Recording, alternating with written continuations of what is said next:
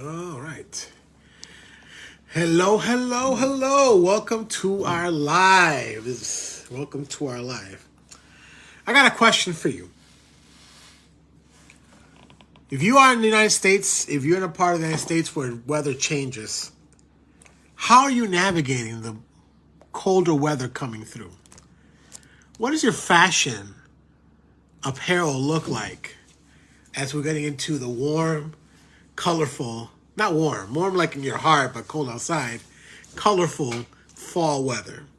Well, I want to let you see, if you've seen this sweater I'm wearing, this is part of our therapeutic journeys, or the Therapeutic Journey Apparel's new fall line. I have been a fan of their stuff. This one says, just listen, which is what we do in therapy, right? And as anyone who's worked with people, that's one of the things that we do. Listening is an amazing skill for couples, for people even in business. With all that said, if you want to know more about it with us, with my special code, you get a 10% discount on anything you buy. So check out their website. Their website is www.whereyourjourney.com. Again, www.whereyourjourney.com. And the code is Alex 10%. If you put Alex 10%, you get 10% of whatever's in your cart. Check them out. Your Therapeutic Journey Apparel. It's a wonderful resource to not only get cool fashion. If you're a therapist like me, I work with t-shirts and sweaters, but also to destigmatize mental health. More people have mental health issues than you know. A lot of them are things that you solve through process of therapeutic journeys, right? And things you do. But again, if you want that 10% discount, I want to encourage you to check out Therapeutic Journey Apparel at www.whereyourjourney.com. Welcome to our podcast. That we're doing every Tuesday, and we're doing it live on Facebook and sharing it to our other medias. So I want to start with a quick question. How many of you can tell me how money or the access to money affects your emotional state? What is the stress that resources, money, finances can do to a person, or can do to you? Let's make it about you. When you look at your bank account, you're scrolling through the numbers, you're scrolling through the stuff. You're doing one of these. Let me check out this thing. And those numbers are looking really low. They're not where you want to have them. What is the effect you have? If you are on, you're free to put comments. If not, please leave us some questions towards the end. One of the things that I have learned is that there's a great connection between financial health and emotional well-being. Okay? My name is Alex Brito. I am a mental health therapist here in the state of Michigan, working a lot with families, couples, and our motto is we work with diverse families. We help diverse families heal and thrive. Again, we're Alex Brito Counseling. We help diverse families heal and thrive. Part of healing and thriving also has to do with how we do with our finances. How does that affect our emotional state? How does that affect, I know that when I feel broke and I'm like, I want to get this thing, or for me, I love to travel. I want to go take a trip. And my banking, go into my bank app, check it out. And I see the numbers are not quite adding on to my dream. It starts to affect it because there's a disappointment, right? One of the things I share with my clients a lot is that how expectations work.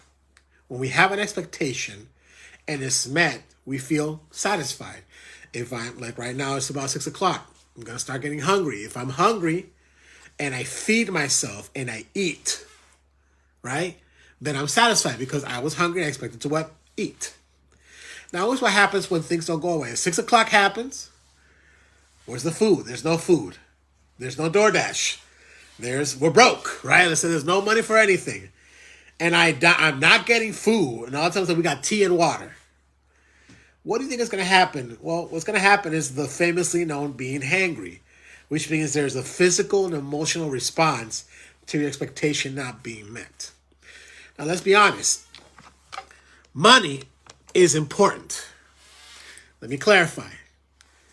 Money is important. Doesn't mean it's the most important thing. Money is incredibly important for a couple of reasons. Okay? Sorry, let me shift this around. You're my public. I am so sorry that I'm doing this, but I'm shifting my camera a little bit because it was starting to look funky from my end. So, a couple of things that I want to share with you is like, money is important because money gives us access to resources, right? The more we start just doing it for the money, then we lose our purpose, because money's purpose is to get us the things we need, right? Or finances and resources, things to get us situated to take care of our family, right? And what happens with that when finances are not going the way they would like to, or it's not adding up to enough? We're living in an economy that things are getting more expensive and it's not enough. What does it happen? It has people come with overwhelming stress, with things such as debts, bills. They don't feel like they got enough. Their income to spending ratio, it's not the best. That can produce things like anxiety. What's going to happen? What happens if we all go broke? What if we go to the poorhouse? What if we get our stuff taken? Like, for adults, we go to the worst scenarios, right? What's going to happen? What's going to happen with us? So, anxiety kicks in. Depression. A lot of depression can come from feeling not good enough. And I know I'll talk about me, particularly me as the main financial contributor in my house. If I don't feel like that's going well, it tends to be like, what's wrong with me? Why am I not doing enough? And I know for a lot of men that I've worked with, that's a big aspect. They feel like provider is a big part of their identity. And when they're financially, they feel it's not where it needs to be, or it's not going well. What does that do? Or even I need to get to a certain spot can start to make you feel, am I good enough? Is there something wrong with me? There's something I should be doing differently, right? Because there's a lot of things with financial wellness that is important. So things like debt. When we have debt, okay, I hate debt. I worked hard to get a lot of my credit card debt off, to make sure that I don't have a whole lot of mortgage, to try to be financially set. But like many of you, I have student loan debts that I'm paying off.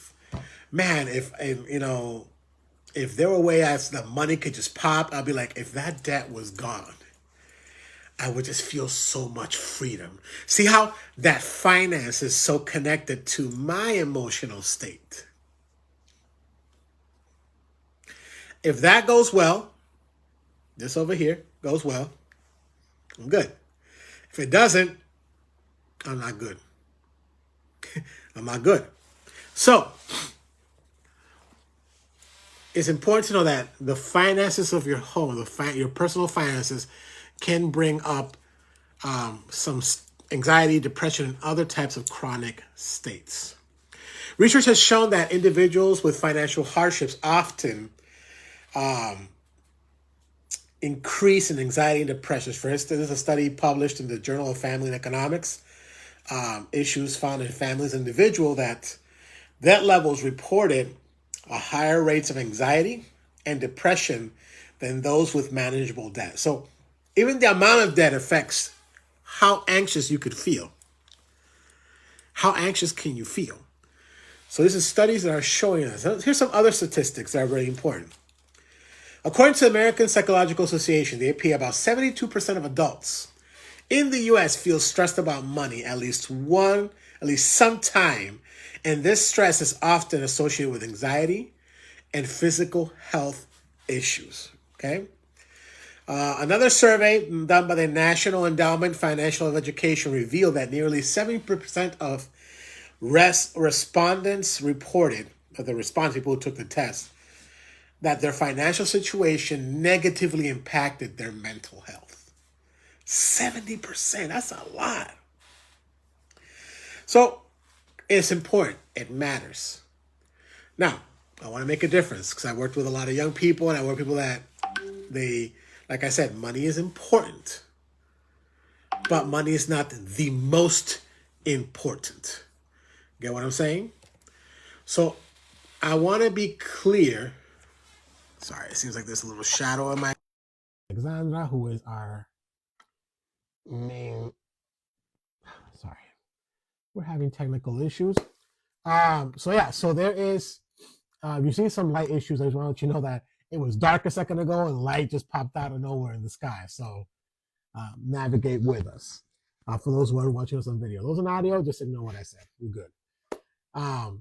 So it's very important to recognize that the way money is important because it gives us access. But if the only goal is to make money, you could be missing a whole lot. And that actually also makes you, that can make you equally stressed and anxious and all of that. One of the things that I want to kind of help you guys with is the idea of how can we notice what does it look like to have a healthy, or what does it look like when we're feeling stressed that's attached to finances? How do we know it's attached to that? So here's some signs of how financial stress can be impacting your mental health. Here's some signs of stress that could be included. One, persistent worry or anxiety about money matters. I'm gonna have enough for rent. I'm gonna have enough for that 401k. We have enough for the kids' stuff at school, the extracurriculars, the sports team uniforms. Do we have enough for even go to the grocery sometimes? Do we have enough to go out to eat? Right? We're thinking about those issues. When another sign would be difficulty concentrating or making decisions because of financial factors, right? If that's happening a lot, that's a sign that your mental health is being impacted by your finances. There's also physical symptoms like headaches, fatigue, stomach issues. I mean, you see some people get ulcers sometimes because of the stress, right? Also, it affects how you sleep. It costs people some very late nights and poor sleep. Late nights and poor sleep. So these are some signs of how that you could be like, if I'm experiencing these things, it could be that my financial health is affecting my mental health. And here's some of the effects we've learned from what money has, not only on you, this is just the individual one, but also on your relationship. Check this out. Here's the effects of money's anxiety on your relationship. Anxiety and finances can lead to conflict within families' relations. So I can't tell you, especially when I was struggling financially, how many fights that got out between me and my wife. Again, because of stress, do I feel like I'm good enough? It's not fun to be like, we want to do this, but we can't, right? So it can lead to conflict, and it can start to get really intense, right? The other thing of how money affects relationship is the aspect that children can also be impacted by financial stress, because it leads to changes in the family dynamics. It can also change. Our financial resources affect emotional support, communication in the household. Right? It starts to affect our mood to do those things well. So when we're stressed about money, it's hard for us to be supportive. It's hard for us to communicate well because we're thinking about when we feel money, we get into this self-preservation mode. Almost as like we gotta get something, we're gonna die, right? Especially if we're feeling like financially strapped. It affects the children, it affects how we interact with our kids. One of the things I would say with my children, I stopped saying is, that's too expensive, or no, I can't get you that, or like being able to explain to kids like, okay, well, I can't get you that now. Well, let's talk about how you can get it. Maybe you can earn your money towards that. Every time I'm like, I just want to get the kid that stupid toy, but I can't no more because other things take my priority. And sometimes I say like, well, this is too expensive. And at one point, the kids get the message, well, if it's for me, it's too expensive. If it's for me, that means I'm not enough. And you're not even meaning to do that. but it can come out that way because we're unintentionally putting our stress of finances on our kids. I know I've done that, and I have to stop doing that. And I'd be like, no, well, we don't know how we're going to figure it out, but we can brainstorm. Like, I don't want to close their possibility to the idea that they can learn how to navigate finance at a young age. Because I want them to be healthier than me. I want it to happen, but it affects children when we're financially stressed. Unintentionally, we can bring it out to our children, right? Let me tell you about, I want to share a story that I think might help you.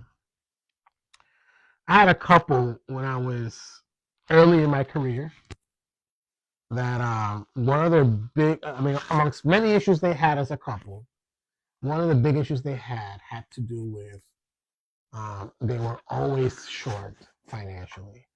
And several issues around that. Obviously, I can't get into specifics because that would be breaking confidentiality.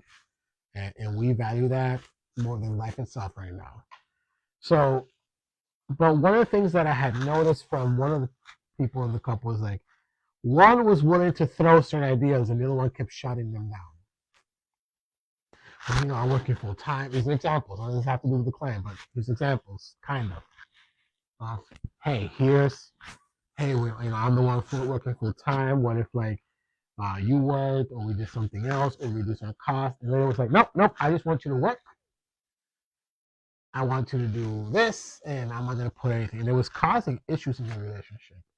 It was affecting how they talk to their kids. Their kids would often talk about how I feel like if for me it's not important because I never get what I want. They're always talking about how they're broke. They're not willing to go to the park with me because we're broke. Like, everything is because we're broke. And the kids start to like, well, we don't matter because we're broke. And at one point, I had to tell the couple is like, there's things that you have to recognize that you need to get a handle on how you want to handle your resources. Because there was also, like in a lot of cases, issues of like impulsive spending, having a higher budget desire than what you're actually bringing in, and you're always in deficit, right? So there were issues that had similar to a lot of people in that way. And when I confronted them and said, Joy, therapists are supposed to confront in a healthy way. We're not just yes people like, oh, that sucks, trauma, that's great. But we got to say like, hey, there's some things that are not quite working. And I got to tell you, that's not how that works. Like I can't be like, Allison, that's my wife's name, Allison, take me to Dubai tomorrow. Well, we have to have a budget. We have to plan that out. Because who's going to take the kids to school? Who's going to take the kids to their after school? So if I just expected my wife to drop everything and buy me a ticket to Dubai for me and my homies, living that soft life now, what's it called? I don't know. There's a whole TikTok thing about like guys in their soft guy era. I think it's what it's called. Cool, but that would be unreasonable because we don't make that kind of money. Right? Maybe like a wealthier family, like, maybe like the Boss. Here in Grand Rapids, the Boss family are very, very wealthy. They also do a lot of entrepreneurship, a lot of things.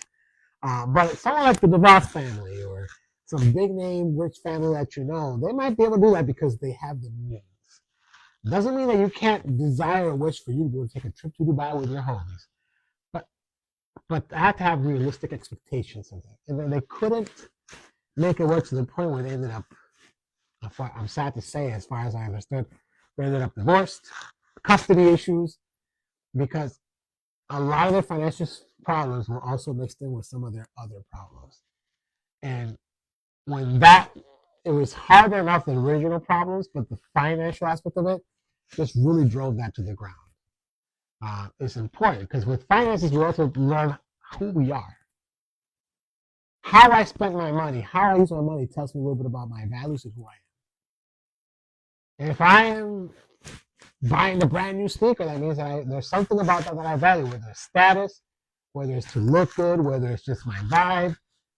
It's important to show something. If you're like a, $10 shoe person like me, I'm functionality and cheap. It tells you a little bit about who you are or what's important to you. So hopefully that helps you give an understanding of why we care so much about this idea of, man, we want to see people's mental health do well, but also that means their financial well-being. So I want to come up with a couple of strategies that I think will really help you guys with that and see where that takes us. Practical tips, because I'm all about the practical tips. In my counseling, we process, we give skills and practical tips, and we go to the root of the issues. So we talk about the process. Here's what's happening. Here's the stats. Let's talk about the good stuff. What do I do about it? If I'm struggling financially, it's affecting my anxiety, it's affecting my depression, it's affecting my relationship. What do I do about it? Couple of practical things that we have found have worked. One, I want to create I would say take time and make it important to create a budget. Creating a budget is crucial, essential for managing financial stress. Because what it does is it checks their income, expenses, and savings and goals. You could put goals to it, but it gives you a realistic view of like where do we at and where do we want to be and how do we get there? It's creating a game plan, a strategy, right? Having a clear picture of your finances can inform you on what to do to reduce the stress of that, and it can reduce your anxiety. It can reduce a lot of the financial burden. So, for example, if I look at what we spend, and it's let's say $2,500 a month, that's our expenses. But I'm only making $1,800 a month. That's the problem. I'm spending more than what I'm making. Now, if I'm like, our expense is $2,500, but I make $4,000, then we got to figure out what to do that $1,500 to use it well. How do we make sure we don't overspend? Because sometimes we feel like, I got a little money, we'll spend it all. At least me, I'll speak for me. It's easy for me to be tempted to do that. But creating a budget really kind of keeps you in the reality check. But within that, creating a budget is also to be able to say, let's dream, let's see what we want to get. And it's something you continuously update and make better. I know that that's something in my family we have done. Couple of steps to create a budget. List source of income, who's making what salaries, side jobs, any other income. Track your expenses.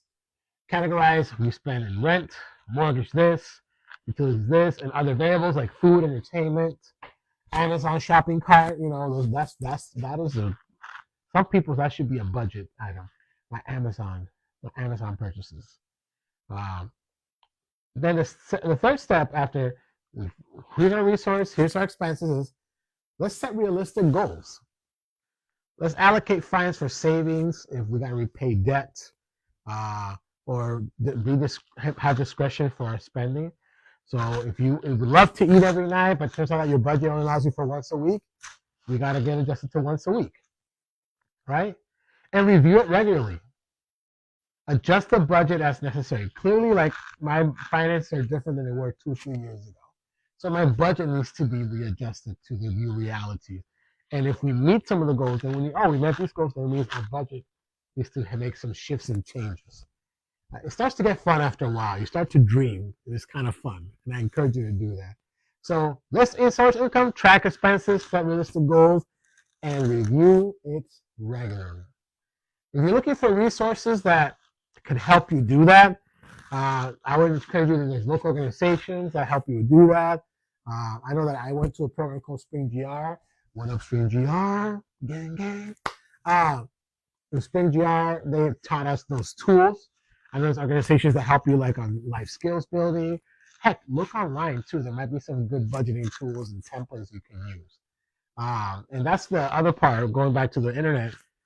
Another way to find resources is digital tools. Such apps as Mint that help with finances.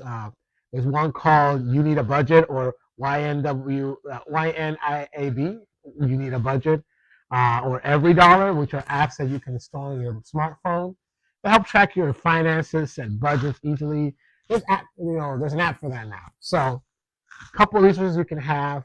Either go to a local organization or someone you really know that's good with finances to help you, or you can go to an app. We have options now. Another technique from the more mental health side, so we did the financial stress side, is that of mindfulness and stress reducing techniques. What is mindfulness? We're talking about mindfulness. Mindfulness is a guided and I use this word lightly because I know for some people it has a spiritual connotation on it, but they call meditation, I would say guided breath work, because it really is a lot of breath work and helping you reshape your thoughts. If you're feeling negative, we want you to be more loving towards yourself. So there's these techniques called mindfulness and breath work that have been shown by science to help reduce stress. They help to give you focus. They reduce stress. They help you keep you more clear. And as you're dealing with stress and anxiety, depression, they really do have a pretty favorable outcome if you do those regularly. It builds a resilience in you. And so I want to encourage you guys, especially, I encourage you a lot for men. I feel like my experience, females are better at doing that kind of stuff. Man, you have no idea how great it is to be like, I want to bite somebody's head off. I do some breath work. It's like, okay, I know who I am. I'm cool now. Like without feeling like you went a little crazy, right? It's awesome. I do it regularly. It's important to do those things to manage your stress and to take care of yourself. If you don't take care of yourself and you crumble, it affects you and those you love. We don't want you to crumble. We don't. So also doing physical activity. Sometimes if you're stressed, taking a 5-minute walk, taking your dog out to walk if you have a pet. Me, I got cats, so I pet my cats for a minute. Sometimes go to the gym for 20 minutes. Go to the park around. Go listen to some music. Something that will take you out of your stress, even for a short time, to be like, okay, let's come back. I'm a little bit more grounded now.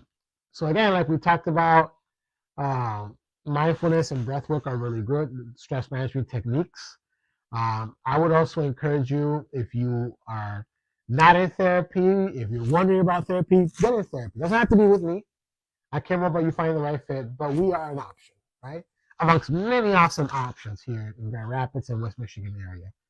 But I encourage you to find someone who will walk with you, specifically in techniques like behavioral therapy, specifically cognitive behavioral therapy, which is one that we have used a lot with our stress and anxiety and depression and trauma patients, has been really effective on helping reduce and help give people skills and resilience to be able to deal with their financial stress, to deal with their emotional stress and their anxiety and their depression and their negative self-thoughts.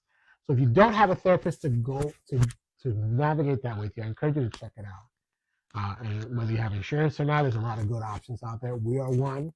Me and my colleague Belkis are still open to seeing new people. Check us out. Let's put a plug on there. Yeah. So, getting some therapy, having someone to walk through things with you. A couple of practical exercises that are helpful. Things like journaling. They say that the things you write are the things you remember the most. Journaling, and what it does is when you look back at it and things are better, there's something about that that's really lethargic, just letting it out. If you want to get smart with it, you can also do like video blogging. Like you can even do, if you got an Apple phone, it has this journal thing. You can write, take a picture, put a voice note. It's just a way of letting things out. Breathing exercises, like I said, those are really good to help kind of wind us down from the stress level we're at. So those are some tips to help you with the emotional side. A couple extra tips that I think will be helpful. And I think with that, we're going to end our session unless any questions pop up. Is how do we achieve balance, right? Here's a couple of tips to help us achieve balance. One, I want to stress the importance of getting financial literacy. And luckily that's available online, a lot of organizations. You can Google it, you'll find a course on it. You find, even if it's, or you may know somebody who knows how to do that and will guide you through that. Financial education can really empower a person to make an informed decision about their finances. And I've seen people deal with their finances emotionally, without information. You need to be informed, because when you're informed, you make better decisions. When you make better decisions, there's a higher chance that your mental health will be better, right? It helps you with your understanding of your budget, where you at, where you need to go, where you want to go, right? Knowing that financial literacy, how to navigate that, is going to be really important. We encourage that. Also, a couple of suggested books that I can give you. First of all, I want to give a shout out to my staff, Alexandra, who really did a great job. Alexandra Spinoza, who's our marketing manager, the support staff. She did some of the research for us, and I got to verify it. She did an amazing job. I got to give shout out to her. Alexandra Espinosa. If you're looking for a marketing person online, she's your girl. I'm willing to share her with you. Maybe. Don't take her from me, though. But yes, I just want to thank her for that. She found a couple of good recommendations of books that were helpful, such as a couple of books or audiobooks if you're into that. The Total Money Makeover by Dave Ramsey. The Ramsey courses are good. Another book is You Are a Badass at Making Money by Jen Sincero, sorry, which provides actionable financial advice and mindset for anyone who's looking for that, how to shift your mind to deal with your finances better. Those are a couple recommendations. You can also go to platforms like you want to take a course on financial literacy, such as like Coursera or Udemy, that give you courses on personal finance and budgeting. Again, shout out to Alexandra Espinosa, who did a fantastic job with this research. And there's some resources for you. If you didn't hear well, want more information, we'll make sure to put it in the comments or in the description section of our, once we edit our podcast and our live. Or you can just get a hold of us and we'll give you those resources, or the name of those resources. I want to encourage you to end our time together to look at finances with a holistic approach. Remember that what I mean by that is that looking at finances and mental health, not as two disconnected things, but things are interconnected. They function like this, where your finances and your mental health, if they're healthy, can bridge the gap where there are gaps here. Mental health, finances, mental health, and it can be complete. So that you can manage your finances well as you're also managing your mental health and your symptoms. We want you to be well. And finances is part of that. Healthy finances is part of that. The other thing to make it a holistic approach is to setting realistic goals. And I have to say that I've seen a lot, especially I'm 41. I feel like younger generations, people who haven't had a lot of financial education, start to dream very like big, but not realistic. They set ridiculous goals. And then you gotta start, and I'm not saying don't dream, but you can't get from here to moon in one step. There's several processes you have to go through to get from here to the moon. So make sure that you are able to make this realistic. I want you to progress, but in a realistic manner. So what? So you're not disappointed every time it fails. If I want to have $1,000,000 tomorrow, I'm going to disappoint myself. Unless I win the lottery. I don't play the lottery, so it's not going to happen. So I'm going to be disappointed and then discouraged. Discourages me to feeling bad about myself, and that can lead to anxiety or depression if I do that enough. So make it realistic. Couple of things, just to recap. Your financial health is important because it does affect your mental health. Your mental health strength helps you navigate your finances much better. They're interconnected. It's important to have budget, to have resources, to know what the strengths and weaknesses of your finances are, the strengths and weaknesses of your mental health areas are, and how do we improve this so we can bridge those gaps. So it's important to have a financial well-being and emotional well-being, so you can live a better life. That's why I design for anyone who sees our content, and their life will be better, and their life will be fun. I don't want you to just survive and just be like, hey, that's boring, that sucks. People make it look cool, but it's stupid, in my opinion. A life that's passionate, that you know what you want, healthy is amazing, and we make it seem like it's amazing. I'm telling you, nothing better. But that is not detached from your finances. My father would always say, you could tell a person's value. What I mean by that is what they find important, but how they spend their time and their money. Your values affect how you think and feel about yourself. I've seen guys that be like, I'm an amazing father, spend no time with their kids. No time with their kids. They're partying, they're out with their friends, spend money on their friends, not their kids. So their money and their time tells me a different story than what their mouth tells me. If you want to put your heart, your values in the right place, I encourage you to take a look at what your time and money spend. I encourage you to use it to be healthy emotionally and healthy financially. Because you can work towards making that where you want to be. If you ever have any questions about this topic, if you want to keep watching our lives, if you want to get a hold of us, please do. Check out our Facebook, our TikTok, our YouTube, our Instagram. We are here to serve you and to help anybody that walks through our door to help what? Heal and thrive. I want to thank you for this time. And just remember that your finances, your emotional well-being, and your mental health are interconnected and important. Thank you so much. This is Alex Brito, and I will see you next week.